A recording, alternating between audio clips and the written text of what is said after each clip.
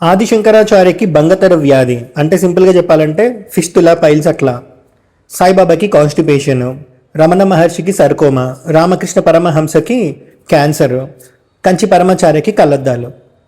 So గురువులు అన్నాక, లేకపోతే సిద్ధపురుషులు అన్నాక, లేకపోతే బ్రహ్మజ్ఞానులు అయినాక వాళ్ళకి రోగం రావద్దు అని ఎక్కడ నుందారా లలితగా? ఎక్కడా ఉండదు. మరి అట్లా చూస్తే నువ్వు ఆదిశంకరాచార్య అంశ అని చెప్పుకున్నావు కదా, ఒకసారి బాగా ఆలోచించి తెలియకుండానే ఒక ధ్యానంలోకి వెళ్ళిపోయినట్లున్నాను. సరిగ్గా నేను ధ్యానం నుంచి బయటకు వచ్చే సమయానికి నా ఎదురుగా సాక్షాత్తు శంకర భగవత్పాదులు వారు, జగద్గురు శ్రీ శ్రీ శ్రీ ఆదిశంకరాచార్య స్వామి వారు ఉన్నారు. నాయన, ఎందుకు ఇంత ఆందోళన పడుతున్నావు?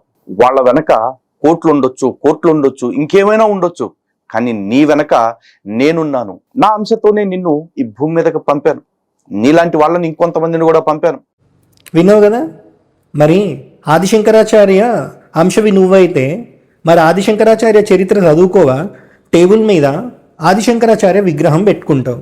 మరి ఆదిశంకరాచార్య చరిత్ర చదివితే సాయిబాబాకి కాన్స్టిపేషన్ అని మీరు ఏదైతే నవ్వారో అలా నవ్వాల్సిన సిచ్యువేషన్ రాకపోవు కదా. మరి అక్కడ సాయిబాబాకి జస్ట్ కాన్స్టిపేషనే, దాన్ని మళ్ళీ తగ్గించుకున్నారు. కానీ ఆదిశంకరాచార్యకి పైల్స్, ఫిస్తుల, సింపుల్ లాంగ్వేజ్లో చెప్పాలంటే దీన్ని బంగతర వ్యాధి అని అంటారు. మరి అది వచ్చిందిరా, చాగంటి గారి వాయిస్లో విను. తోటకాచార్యుల వారు శంకర భగవత్పాదుల యొక్క ప్రధానమైన నలుగురు శిష్యుల్లో ఒకరు. ఎందుకంటే శంకరాచార్యుల వారికి ఎంతమంది శిష్యులు ఉన్నారు అన్నది చెప్పడం చాలా కష్టం. మీరు శంకర విజయాలు చదివితే ఆయన ఎక్కడో కాకినాడలో ఉంటే ఇక్కడ వరకు ఉండేవారు. ఆయన వెనకాల వెళ్ళేటటువంటి సమూహం అంతమంది ఆయన అనుగమించారు. అటువంటి శంకర భగవత్పాదుల చుట్టూ ఉన్నటువంటి నలుగురు శిష్యులలో తోటకాచార్యుల వారు అందరికన్నా కూడా కొంచెం తక్కువ బుద్ధి ప్రజ్ఞ కలిగిన వారు. కానీ శంకర భగవత్పాదులకి అనన్య సామాన్యమైనటువంటి శుశ్రూష చేశారు ఆయన. ఒకప్పుడు ఆయన మీద కోపం వచ్చి అభినవగుప్తుడు అనబడేటటువంటి ఒక ఆయన మీద ప్రయోగం చేశాడు. చేస్తే శంకరాచార్యుల వారికి భంగధర వ్యాధి పుట్టింది. అంటే ఆయన కూర్చునేటటువంటి చోట ఆసన భాగమునందు పుండు పుట్టి అది ఎప్పుడు నెత్తురు ఓడేది. ఆయన ఒక అరగంట కూర్చుంటే పంచి అంతా నెత్తుడితో తడిసిపోయేది. కాబట్టి ఆయన ఆ పంచి విడిచిపెట్టేవారు. విడిచిపెడితే తోటకాచార్యుల వారు పట్టుకెళ్ళి దాన్ని జాడించడం, ఉతకడం, ఆరేయడం. శంకరులకి అంత శుశ్రూష చేశారు తోటకాచార్యుల వారు.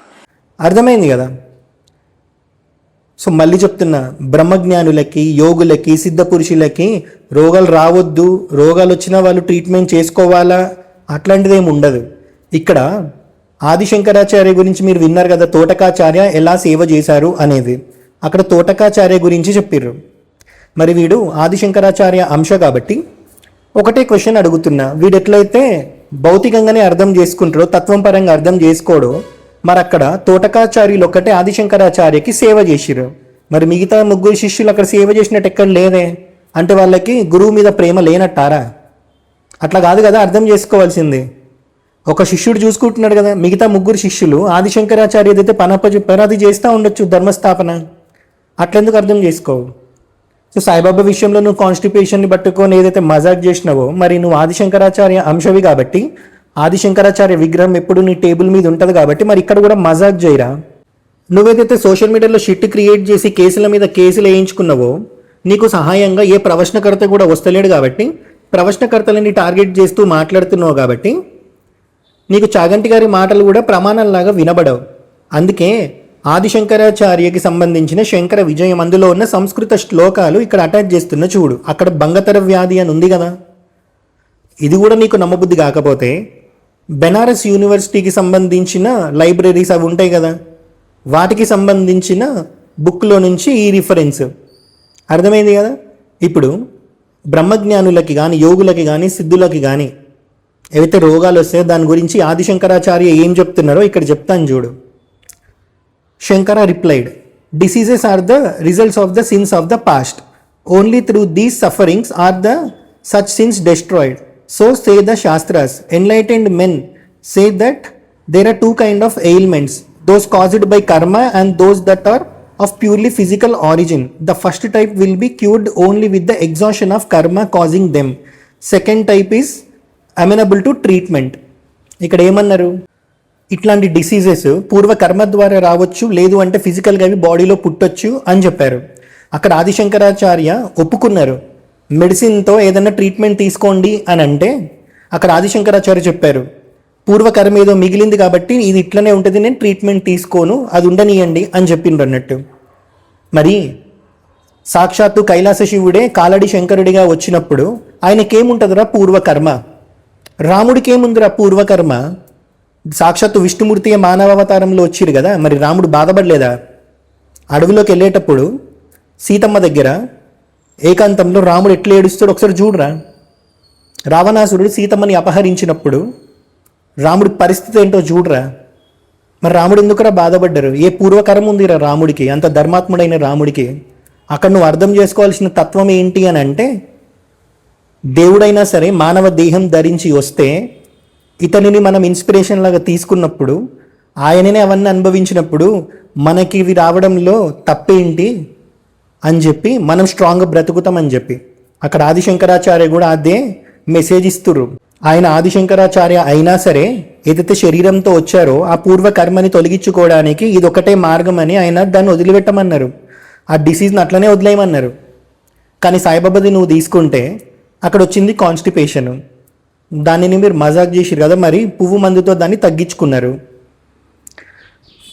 మరి ఇక్కడ ఆదిశంకరాచార్య చెప్పారు 2 రకాల డిసీజెస్ వస్తాయని, ఒకటి పూర్వకర్మ ద్వారా వచ్చేవి, 2 ట్రీట్మెంట్తో సరి జరిగేవి అని. మరి సాయిబాబాది 2వ రకం, స్క్రీన్ షాట్ అటాచ్ చేస్తున్నా చూడు, అర్థమైంది కదా ఇప్పుడు. ఇక్కడ సాయిబాబాకి పూర్వకర్మ ఏం లేదు, ఆయన అవధూత స్థితిలో వచ్చారు, అందుకే సంప్రదాయాన్ని దాటి వచ్చారు. సంప్రదాయంలో వచ్చింది శ్రీపాద శ్రీవల్లభ స్వామి, ఆయననే సాయిబాబా లాగా వస్తా అని చెప్పి సాయిబాబా లాగా అవధూత స్థితిలో వచ్చారు. అవధూతకి కర్మ ఏముంటుందిరా? ఇక్కడ నీకు సాయిబాబా స్థితి ఏంటో అర్థం అవ్వాలి అని అంటే సాయిబాబా సచ్చరిత్రలోనే, నువ్వేదైతే సచ్చరిత్ర పట్టుకొని ఒక ప్రొపగాండా క్రియేట్ చేసినావో నీ ఈగోకి తీసుకొని, అదే సచ్చరిత్రలో ఓవిలోనే ఉందిరా. కాపర్ డే విషయంలో ఉంటుంది. కాపర్ డే అంటే ఎవరు అనుకున్నావు? మళ్ళీ అంత ఆసామాషి ఏం కాదు. బాలగంగాధర్ తిలక్ ఆయనతో పాటు తిరిగేవాళ్ళు, సుభాష్ చంద్రబోస్తో పాటు తిరిగేవాళ్ళు, ఆయన ఫ్రీడమ్ ఫైటర్.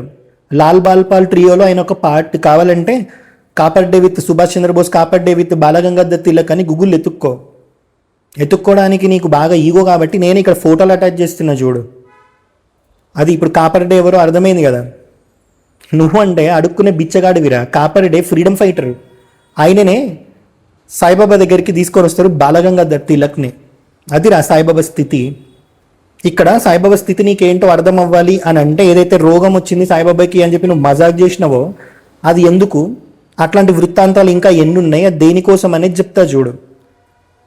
నీకు నీమ్ కరోలి బాబా అని ఒక ఆయన ఉన్నారు, సాక్షాత్తు హనుమంతుడి అవతారం అని చెప్తారు.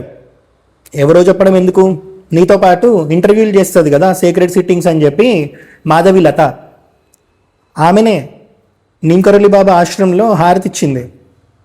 సాక్షాత్తు హనుమంతుడి అవతారమైన నీమ్ కరోలి బాబానే మనకున్నాక సాయిబాబా ఎందుకు అన్నది. అదే నీమ్ కరోలి బాబా సాయిబాబా గురించి రాసిరు ఇట్లా, సాయిబాబా దక్షిణ ఎందుకు తీసుకుంటారు అని. ఎవరైతే భక్తులు సాయిబాబాని కలవడానికి వస్తారో వాళ్ళల్లో ఉన్న నెగిటివిటీని తీసుకోవడానికి సాయిబాబా దాన్ని దక్షిణ రూపంలో తీసుకుంటారు. దాని తర్వాత వాళ్ళకి అది నయం చేశాక దక్షిణ రూపంలో ఏదైతే నెగిటివ్ ఎనర్జీని తీసుకున్నారో ఆ నెగిటివ్ ఎనర్జీని మళ్ళీ కొన్ని యోగిక్ ప్రాక్టీసెస్ ద్వారా దాన్ని తొలగించుకునే వాళ్ళు అని చెప్పి నీమ్ కరోలి బాబా రాసిరు. ఎవరు? నీతో పాటు సీక్రెట్ సిట్టింగ్స్ చేసే మాధవిలత ఉంది కదా, ఆమె ఎవరినైతే ప్రమాణంగా తీసుకుందో ఆ నీమ్ కరోలి బాబానే చెప్పిర్రు. సో ఇక్కడ కాపర్ డే విషయం తీసుకుంటే చెప్పాను కదా, అప్పట్లో ఊర్లో ప్లేగ్ అనేది ఒకటి బాగా వ్యాపించిపోయి ఉండే. సో కాపర్ డే వల్ల కొడుక్కి బాగా ఫీవర్ వస్తుంది, ఎంతకీ తగ్గదు. కాపర్ డే వైఫ్ తన కొడుకుని చూడగానే వాళ్ళు బాగా వేడికిపోయి ఉంటుంది అన్నట్టు సాయిబాబా దగ్గరికి వెళ్తుంది ఈ విషయం చెప్పడానికి. సాయిబాబా చెప్తారు నువ్వేం టెన్షన్ పడాల్సిన అవసరం లేదు అని చెప్పి తన కఫిని పైకి లేపి చూపిస్తే పొట్ట మీద ఇంత పుండ్లు 4 ఉంటాయి, కోడిగుడ్డంత సైజువి. అప్పుడు చెప్తారు మీ అందరి కష్టాలు నేను ఇలా అనుభవిస్తున్నా అని చెప్పి. సో సాయిబాబాకి ఏదో డిసీజ్ వచ్చిందని అనుకోకు.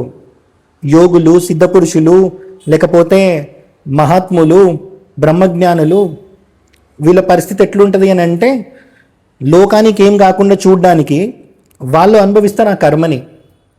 అక్కడ ఆదిశంకరాచార్యకి పూర్వ కర్మ ఏదో మిగిలిపోయింది అని అంటే దానివల్లే పైల్స్ ఫిస్తులా వచ్చినాయి అని అంటే అట్లా కాదు అర్థం చేసుకోవాల్సిందే. ఆయనని ఫాలో అయ్యే వాళ్ళు లేకపోతే ఆయనని నమ్ముకున్న వాళ్ళు ఎవరికైతే ప్రాబ్లం వస్తుందో వాళ్ళు అనుభవిస్తారు. ఎందుకు అని అంటే వీళ్ళకు ఉండే శక్తి వాళ్ళ ఫాలోవర్స్కి వాళ్ళ శిష్యులకు ఉండదు కాబట్టి. ఇట్లా నా అర్థం చేసుకోవాల్సింది తత్వం. ప్రతి దాన్ని బూతుల్లాగానే చూస్తావు కదా, ఏం బ్రతుకురే నీది. అందుకే అడుక్కు తింటున్నావు సోషల్ మీడియాలో చేయడానికి ఇంకో పని చేతగాక.